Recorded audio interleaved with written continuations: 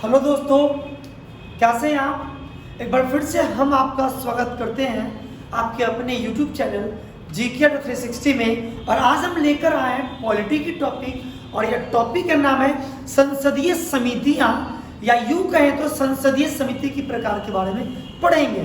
यानी आज हम डिस्कस करने वाले हैं टाइप्स ऑफ पार्लियामेंट्री कमेटी, और यह टॉपिक बहुत इंपॉर्टेंट है, VVI है, अक्सर एग्जाम में पूछ लिए जाते हैं। वीडियो को अंत तक देखिए, बने रहिए मेरे भाई। जब आपको लगेगा कि वीडियो शानदार दमदार रहा, मैंने कुछ सीखा, तो आप जब बहुत पसंद आएगा तो आप इसे लाइक कर लीजिएगा, सब्सक्राइब कर लीजिएगा और शेयर भी कर लीजिएगा। बने रहिए मेरे साथ। एक बार इस वीडियो को देखिए और दोबारा आपको कभी भी याद करने की, रटने की जरूरत नहीं होगी। एग्जाम में 1 नंबर आपके पक्के हो जाएंगे मेरे भाई। अंत तक बने रहिए। आइए स्टार्ट करते हैं topic types of parliamentary committee. देखिए, पहले मैं कुछ बेसिक बातें बता देता हूँ। संसदीय समितियां, यह जो संसदीय समितियां होती हैं, यह दो तरह की होती हैं। एक होती है स्थायी और एक होती है अस्थायी।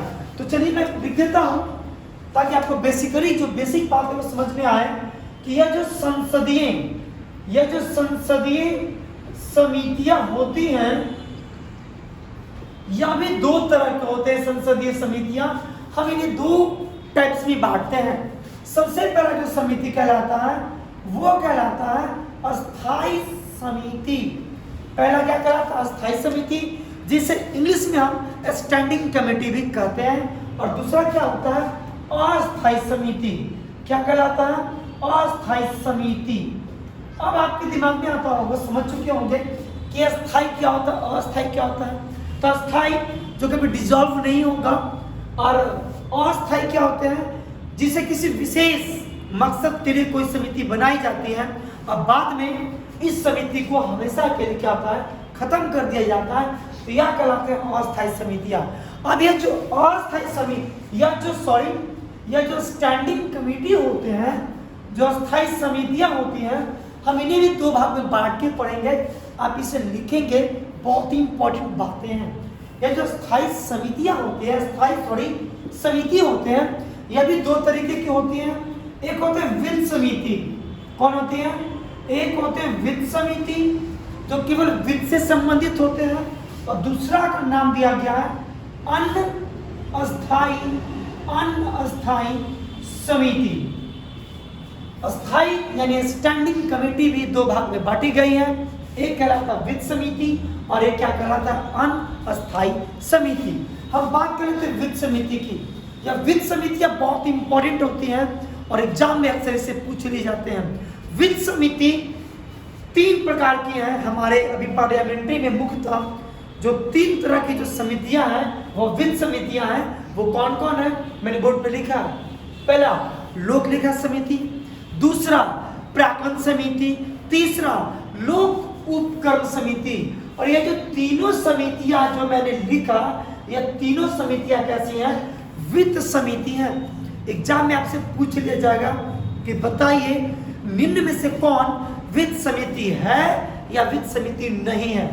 तो वित्त समितियां राइट डाउन कर लीजिए। मैंने 3 बताया। पहला लोक लेखा समिति, दूसरा प्राक्कलन समिति और तीसरा लोक उपक्रम समिति। यह वित्त समितियां हैं। अब है अनस्थायी समिति। अब अनस्थायी समिति में कौन कौन? जैसे अनुसूचित जाति व जनजाति कल्याण संबंधी समितियां या अनस्थायी समिति है। जैसे कार्य मंत्रणा समिति, जैसे विशेषाधिकार समिति, जैसे विभागीय समिति। तो यह सब अनस्थायी समितियां। अगर हम बात करते हैं एग्जाम के व्यू से, तो एग्जाम के व्यू से जो सबसे इंपॉर्टेंट कमेटी होते हैं वो वित्त समिति होते हैं। और आइए एक एक करके हम इसके बारे में बात कर लेते हैं। उसके बाद हम अनस्थायी समिति के बारे में बात करेंगे। तो उम्मीद करते हैं आपको समझ में आ चुका होगा। संसदीय समितियां 2 तरीके की होती हैं। एक होती है अस्थायी और एक अस्थायी। इंग्लिश में कहें तो स्टैंडिंग कमेटी, और अस्थायी को बोलते हैं एड हॉक कमेटी। और अस्थायी समिति को भी 2 भाग में बांटा गया है। एक को कहते हैं वित्त समिति और एक को अनस्थायी समिति। वित्त समितियां में मुख्यतः ये 3 है और अस्थायी समिति भी हम आज इसी क्लास में पढ़ेंगे। तो चलिए, यह बात अब समझ में आ चुका होगा और हम एक एक करके पढ़ेंगे।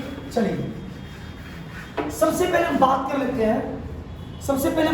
लेते हैं लोक लेखा समिति। लोक लेखा समिति के बारे में जिसे हम इंग्लिश में कहते हैं पब्लिक अकाउंट कमेटी। एक लाइन तो आप 2 लाइन आप फ्री में याद कर लीजिए कि पहला, यह अस्थायी समिति है। कैसा समिति है? यह एक स्टैंडिंग कमेटी है, अस्थायी समिति है। और दूसरी बात है, यह कैसी समिति है?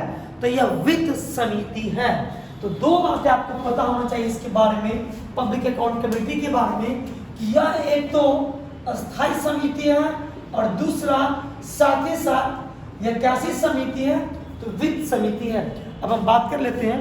मैंने पॉइंट बना दिए हैं या ताकि आपको याद करने में काफी आसान हो जाए। हम बात कर लेते हैं लोक लेखा समिति का गठन कब हुआ था। लोक लेखा समिति का गठन भारत सरकार अधिनियम 1919 के अंतर्गत 1921 में किया गया था। देखिए, जब भारत में ब्रिटेन का आधिपत्य था तो उसी समय आप पढ़ेंगे पॉलिटी में या हिस्ट्री में भी पढ़ेंगे आप कि भारत सरकार या भारत शासन अधिनियम आप पढ़े होंगे, भारत शासन अधिनियम 1919। तो भारत शासन अधिनियम 1919 में लोक लेखा समिति का जिक्र किया गया था और इसी के तहत भारत शासन अधिनियम 1919 के तहत ही इसका गठन 1921 में हुआ था। देखिए, ये काफी बारीकी चीज है जिसे जानना चाहिए आपको।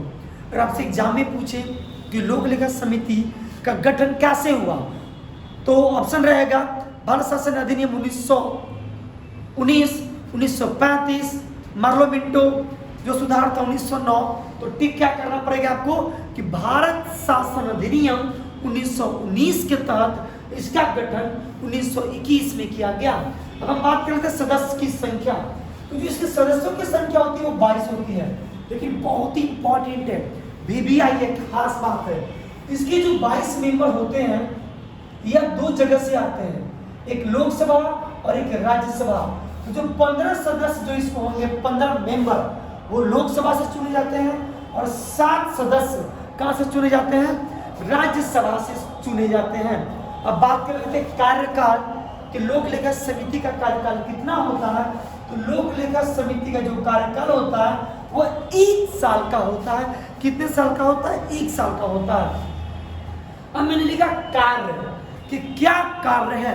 तो देखिए, इस समिति का मेन जो कार्य है वह नियंत्रक और महालेखा परीक्षक के रिपोर्ट तथा सरकार के वार्षिक लेखा, वार्षिक अकाउंट का जांच करती है। मेन इसका कार्य क्या है? मेरे पास जगह नहीं है, चलिए मैं ऐसे जगह बना लेता हूँ। मैं लिख देता हूँ कि 22 सदस्य में से 15 सदस्य कहां से चुने जाते हैं? लोकसभा से, प्लस 7 सदस्य कहां से चुने जाते हैं? राज्यसभा से। अब कार्य मैं लिखूंगा तो बहुत लंबा वीडियो बन जाएगा। इसका कार्य क्या है? तो यह कैग यानी नियंत्रक महालेखा परीक्षक की रिपोर्ट और सरकार के वार्षिक लेखों की क्या करती है? यह जांच करती है। एक बहुत ही इंपॉर्टेंट है जो एग्जाम में पूछा जाता है, इसका अन्य नाम मैंने लिख दिया है। इस समिति को प्राक्कलन समिति की जुड़वा बहन भी कहते हैं। क्या कहते हैं इसे? इसे कहते हैं प्राक्कलन समिति की क्या कहते हैं इसे? जुड़वा बहन कहते हैं इसे। अक्सर एग्जाम में पूछा गया है कि प्राक्कलन समिति के जुड़वा बहन किसे कहते हैं? तो प्राक्कलन समिति का जुड़वा बहन किसे कहते हैं? लोक लेखा समिति को कहते हैं। और एक बात याद रखिए कि लोक लेखा समिति में जो 22 सदस्य होते हैं, ये 22 वैसे सदस्य होते हैं जो सरकार के मंत्री परिषद में, मतलब मंत्री परिषद वाले नहीं होते हैं। या यूं समझे तो इसमें जो 22 सदस्य होते हैं इसमें मंत्री परिषद का कोई भी सदस्य शामिल नहीं होता है। तो उम्मीद करते हैं कि सभी बातें आपको समझ में आ चुकी होंगी। मैंने नहीं लिखा कार्य, तो यह CAG कैग के, किसका? CAG और साथ ही साथ गवर्नमेंट के, सरकार के वार्षिक लेखों का जांच करती है। तो सब कुछ आपको अच्छे से समझ में आ चुका होगा। मेरी आदत है रिकॉल कर देने की। मैं रिकॉल कर देता हूँ कि अस्थायी समिति है या वित्त समिति है, इसका गठन भारत शासन अधिनियम 1919 के तहत 1921 ईस्वी में हुआ था। कार्यकाल 1 साल का होता है। कार्य क्या होता है? तो सीएजी तथा सरकार के वार्षिक लेखों की जांच करती है। इसका एक और नाम है प्राक्कलन समिति की जुड़वाबान, और वर्तमान में इसके जो अध्यक्ष हैं, इनके अध्यक्ष है अधीर रंजन चौधरी। सभी बातें समझ में आ चुकी होंगी। अब हम आते हैं किस समिति पे? प्राक्कलन समिति पे। तो प्राक्कलन समिति के बारे में भी 2 बातें आप फ्री भी याद रख सकते हैं। पहला तो यह अस्थायी समिति है, पहली बात है, और दूसरी बात है यह कैसी समिति है? तो यह वित्तीय समिति है। कैसा समिति है? यह भी वित्त वाली समिति है। अब हम बात करते हैं गठन की। तो स्वतंत्रता के बाद जॉन मथाई की सिफारिश पर इस समिति का गठन 1950 ईस्वी में हुआ था। याद रखेंगे कि इसका गठन हुआ था 1950 में, लेकिन इसके गठन का सुझाव या कहेंगे किसने सिफारिश किया था इसके गठन के लिए? तो उनका नाम है जॉन मथाई। क्या नाम है? जॉन मथाई। तो जॉन मथाई के रिकमेंडेशन पर प्राक्कलन समिति का जो गठन हुआ था 1950 में हुआ था। अब हम बात कर लेते हैं इसके सदस्यों की संख्या। इसके जो सदस्य होते हैं वो 30 सदस्य होते हैं। कितने होते हैं? 30। और 30 सदस्य कहाँ से चुने जाते हैं? केवल और केवल लोकसभा से। कहाँ से? केवल और केवल लोकसभा से। अब हम बात करते हैं कार्यकाल। इसका कार्यकाल भी 1 वर्ष का होता है। हम कार्य की बात करते हैं, कार्य। लेकिन नाम से पता चला कि एस्टीमेट कमेटी। एस्टीमेट मतलब क्या होता है? आकलन करना। इसी को लोग क्या कहते हैं? प्राक्कलन, एस्टीमेट। तो इसका कार्य क्या होता है? इसका कार्य होता है कि गवर्नमेंट जो भी वार्षिक अनुदान, गवर्नमेंट देखते होंगे कि सब्सिडी देती है, तो सब्सिडी पे गवर्नमेंट ने कितने पैसे खर्च किए, कितना वार्षिक अनुदान दिया, कितना पूरक अनुदान दिया, कितना अतिरिक्त अनुदान दिया, इस सभी अनुदान का जांच करती है कौन? प्राक्कलन समिति। तो क्या कार्य है? कार्य इसका कि गवर्नमेंट जो भी पैसे सब्सिडी पे खर्च करती है, इस सभी अनुदानों का जांच करती है कौन? प्राक्कलन समिति जांच करती है। एक चीज और याद रखिएगा, अभी यूपी के एग्जाम में पूछा गया था एक कि किस समिति को मितव्ययिता कमेटी कहते हैं? तो इसका अन्य नाम एक और है, हम लोग इसे कहते हैं अस्थाई। क्या कहते हैं? अस्थाई मितव्ययिता कमेटी। क्या कहते हैं इसे? अस्थाई मितव्ययिता कमेटी कहते हैं इसे। प्राक्कलन समिति का एक और नाम है जो अभी यूपी के एग्जामिनेशन में पूछ लिया गया था, और वर्तमान में जो इसके अध्यक्ष है वो कौन है? गिरीश बापट है।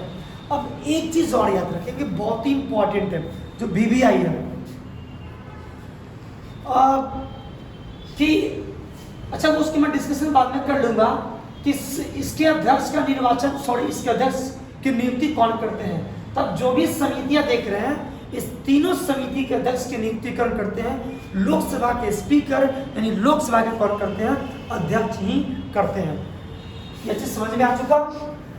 कार्य मैंने क्या बताया कि जो भी अनुदान होता है, अनुदान, इस सभी अनुदान की जांच कौन करती है? तो प्राक्कलन समिति करती है। तो उम्मीद रखते हैं सभी बातें समझ में आ चुकी होंगी।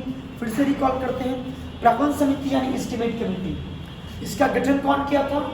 इसका गठन हुआ था कब? 1950 ईस्वी में जॉन मथाई की सिफारिश पर। सदस्यों की संख्या 30, कार्यकाल 1 वर्षों का। क्या कार्य होता है? तो सरकार जो भी अनुदान देती है उस पर जो पैसे खर्च करती है, इसका जांच कौन करता है? एस्टीमेट कमेटी करती है। अन्य नाम है अस्थायी मितव्ययिता कमेटी। वर्तमान में इसके अध्यक्ष कौन है? गिरीश बापट है। अब हम बात कर लेते हैं लोक उपक्रम समिति यानी कमिटी ऑन पब्लिक अंडरटेकिंग। अब हम बात कर लेते हैं गठन की, किस कमेटी का गठन कब हुआ था? तो इस कमेटी का गठन श्री कृष्ण मेनन के सिफारिश पर 1964 में हुआ था। कब हुआ था? 1964 में। लेकिन इसके गठन का भी सिफारिश किया गया था। किनके द्वारा किया गया था? तो कृष्ण मेनन के द्वारा। किनके द्वारा? कृष्ण मेनन के द्वारा किया गया था। अब हम बात करें तो सदस्यों की संख्या। इसके सदस्यों की संख्या 22 होते हैं, जहां लोकसभा से 15 सदस्य और राज्यसभा से 7 सदस्य चुने जाते हैं।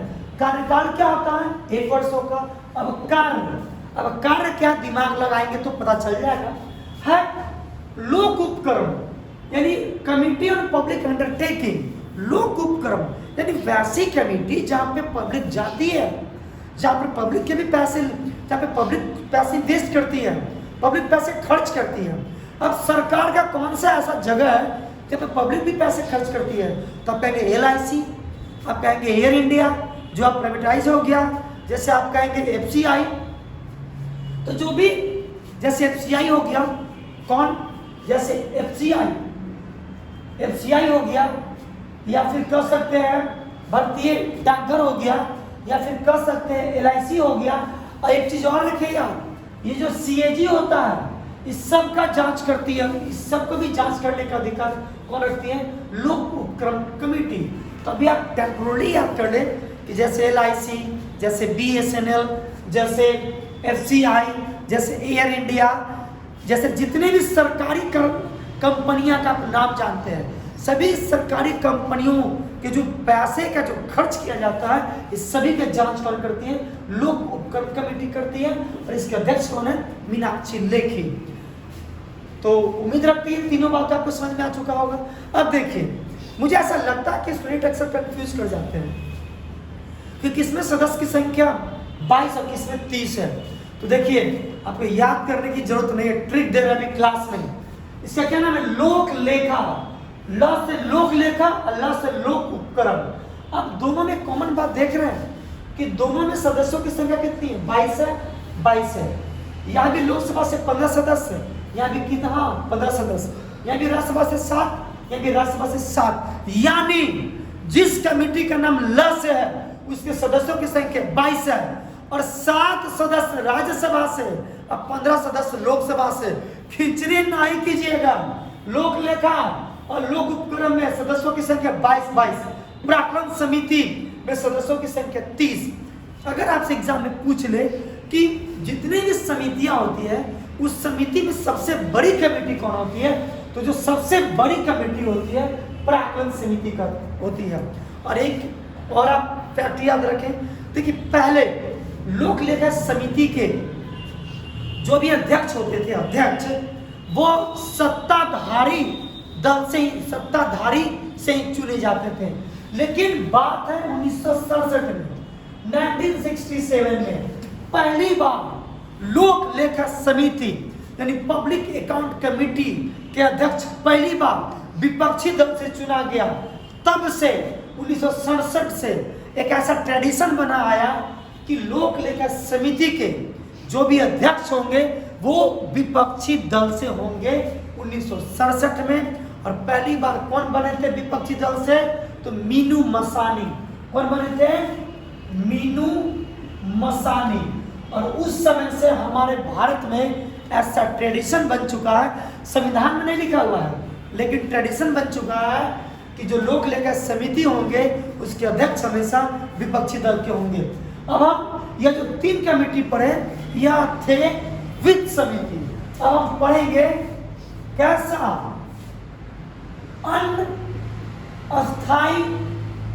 अस्थाई समितियां। और अस्थाई समितियां में मैं नाम लिख रहा हूं, आप देखते जाएंगे। सबसे पहले हम बात कर लेते हैं किसकी? सबसे पहले हम बात कर लेते हैं जैसे अनुसूचित जाति व अनुसूचित जनजाति कल्याण हेतु या कल्याण संबंधित समिति। ठीक है, अब मैं कुछ इसके बारे में बता देता हूं आपको। यह भी अस्थायी समिति है और इस समिति में सदस्यों की जो संख्या होती है वो 30 होती है, जहां लोकसभा से 20 सदस्य, लोकसभा से 20 और राज्यसभा से 10 सदस्य चुने जाते हैं और इनका भी कार्यकाल 1 साल का होता है। तो समझ में आ चुका। अब हम अगली कमेटी की बात कर लेते हैं। अगली कमेटी की और कोई टर्म पूछे 1 साल का, इनके अध्यक्ष का चुनाव कौन करता है? तो अपने स्पीकर करते हैं पहला। हम एक और बात कर लेते हैं, दूसरा अस्थायी समिति की बहुत इंपॉर्टेंट है जिसका नाम है कार्य मंत्रणा समिति। इसके बारे में समझिएगा, कार्य मंत्रणा समिति जिसे इंग्लिश में कहते हैं हम बिजनेस एडवाइजरी कमेटी। क्या कहते हैं इंग्लिश में इसे? Business advisory committee. आप अच्छे से समझिएगा इसके बारे में। देखिए, कार्य मंत्रणा मतलब कार्य करने वाला कमेटी। और आपको पता होगा कि हमारे यहाँ जो सदन है वो दो है, एक है लोकसभा, एक होता है राज्यसभा। तो यह काम करने वाला कमेटी है, इसलिए यह समिति दोनों सदन में अलग अलग होता है। लोकसभा में एक कार्य मंत्रणा समिति होती है और एक राज्यसभा में भी कार्य मंत्रणा समिति होती है।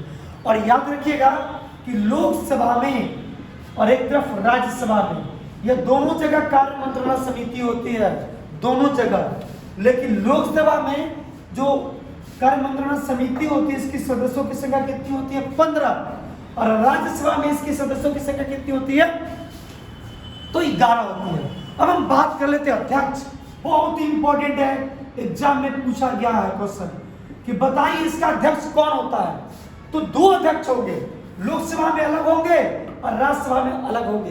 तो लोकसभा में इसके अध्यक्ष खुद लोकसभा के अध्यक्ष ही होते हैं और राज्यसभा में इसके अध्यक्ष सभापति ही होते हैं।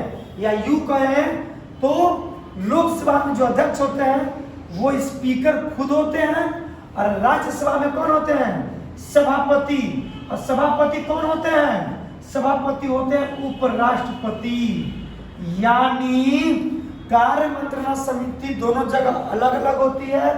लोकसभा में सदस्यों की संख्या इस कमेटी में 15 होता है, राज्यसभा में 11 होता है। इसके अध्यक्ष खुद स्पीकर होते हैं लोकसभा में और इसके अध्यक्ष कौन होते हैं? राज्यसभा में खुद उपराष्ट्रपति, यानी जो पदेन सभापति होते हैं वही होते हैं। अब हम बात करते हैं कार्य का। आखिर क्या कार्य है? तो जो भी हमारे सदन की कार्रवाई होती है, या जो सदन की जो भी कार्रवाई होती है, वो पहले सब चीज का तालिका बनाया जाता है, समय निर्धारित किया जाता है। तो ये जो तालिका बनाने का जो कार्य करते हैं सदन की कार्यवाही का, मैं लिख देता हूं किस चीज के, सदन के कार्यवाही का साथ ही साथ जो समय तालिका जो बनाया जाता है, दोनों जगह पर यह कौन बनाती है? कार्य मंत्रणा समिति बनाती है। एक और लास्ट याद कर लें, ये बहुत ही इंपॉर्टेंट है, जिसका नाम है विशेषाधिकार समिति। क्या नाम है इसका? विशेषाधिकार समिति। इसको मैं इंग्लिश में बोल देता हूं, इसको हम लोग इंग्लिश में बोलते हैं कमिटी ऑन प्रिविलेज। क्या बोलते हैं? Committee on privilege. मैं लिखूंगा नहीं, बहुत समय लग जाएगा, लेकिन भी आए। यह भी दोनों जगह अलग अलग होती है। लोकसभा में अलग, यह भी लोकसभा में अलग और राज्यसभा में क्या होता है? अलग होता है। लोकसभा में इसके सदस्यों की संख्या 15 होती है, जबकि राज्यसभा में इसकी सदस्यों की संख्या कितनी होती है? 10 होती है। अब हम बात कर लेते हैं अध्यक्ष। तो जो लोकसभा के अध्यक्ष होते हैं वही लोकसभा में विशेषाधिकार समिति के अध्यक्ष होते हैं और राज्यसभा में भारत के उपराष्ट्रपति सभापति होते हैं। यही विशेषाधिकार समिति के राज्यसभा में पदेन क्या होते हैं? अध्यक्ष होते हैं। अब हम बात कर लेते हैं कार्य कि क्या कार्य है। तो देखिए, जब कभी किसी सदन के सदस्यों के विशेषाधिकार का हनन होता है, नाम से पता चला विशेषाधिकार समिति। तो जब कभी संसद का है, यूं कहें तो संसद, तो जब कभी संसद के सदस्यों के मतलब क्या बोला जाए उसके विशेषाधिकार का, पावर का, प्रिविलेजेस का हनन होता है, तो इसके हनन का जो जांच करती है वो कौन करती है? प्रिविलेज कमेटी यानी विशेषाधिकार कमेटी करती है। कार्य क्या है? तो जब कभी सदन के सदस्यों के विशेषाधिकार का हनन होता है तो यह जांच करती है। और एक चीज याद रखेंगे, VVI है, यह जांच करती है ना, इसीलिए यह एक अर्ध न्यायिक संस्था है। कैसा है? अर्ध न्यायिक। यह क्या अर्ध न्यायिक कमेटी है? तो आपसे एग्जाम में पूछ सकता है कि बताइए कौन सा ऐसा कमेटी है जो अर्ध न्यायिक है? तो यह विशेषाधिकार कमेटी है जो क्या है? अर्ध न्यायिक है। और याद रखिए दो बातें हैं कि कार्य मंत्रणा समिति और साथ ही साथ विशेषाधिकार समिति, दोनों जगह अलग अलग होते हैं और दोनों के जो अध्यक्ष होते हैं लोकसभा में स्पीकर होते हैं और राज्यसभा में राज्यसभा के सभापति या यूं कहे तो उपराष्ट्रपति होते हैं। तो मेरे भाई मैंने आपको बहुत इंपॉर्टेंट बातें बताई हैं। अगर आपको ये सभी बातें समझ में आ गया होगा, अगर आपको वीडियो पसंद आया होगा तो इस वीडियो को लाइक कीजिएगा, सब्सक्राइब कीजिएगा और जितना अधिक से अधिक हो शेयर कर लीजिएगा।